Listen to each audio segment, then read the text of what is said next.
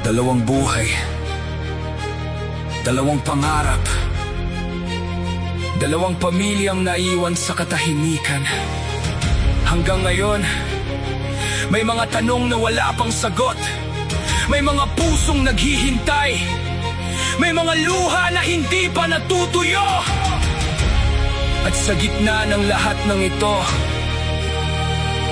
iisa lamang ang sigaw: Hustisya! Hustisya!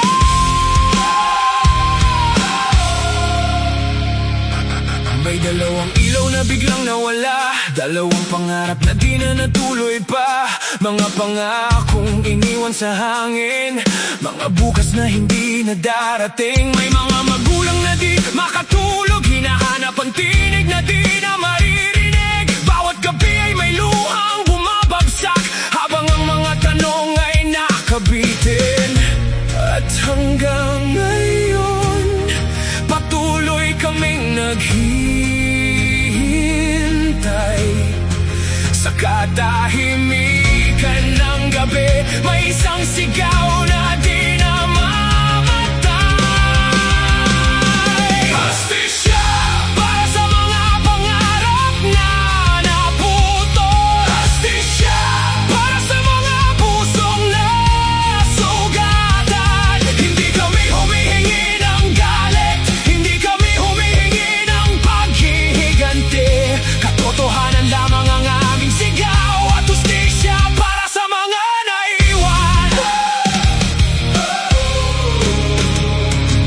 May mga larawang yakap-yakap ngayon, mga alaalang hindi kayang ibaon. May mga pangarap na binuo ng taon, na biglang natigil sa isang pagkakataon. Hindi na maibabalik ang kahapon, hindi na mabubura ang sakit ng panahon. Ngunit may karapatan ng bawat pamilya na malaman ang buong katotohanan.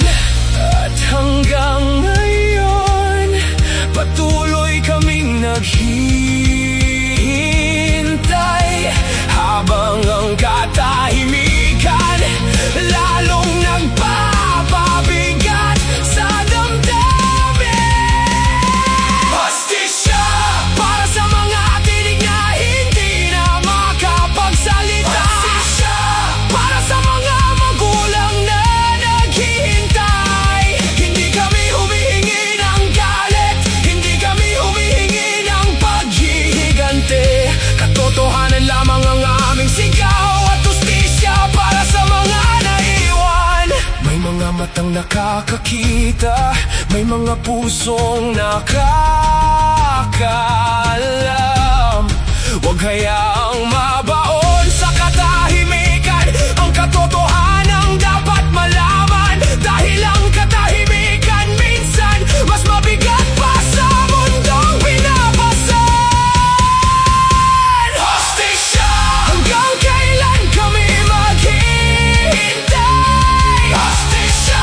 Hanggang kailan mananatiling tahimik? Hustisya! Para sa mga buhay na nawala ng maaga. Hustisya! Para sa mga pamilyang naghahanap ng sagot. Hindi kami humihingi ng galit, hindi kami humihingi ng paghihiganti. Katotohanan lamang ang aming sigaw. Katotohanan! Pananagutan! Hustisya! At kung darating ang araw na ang buong katotohanan ay mahahayag, maaari nang humupa ang mga luha. Ngunit hanggang sa araw na iyon, patuloy ang aming panawagan.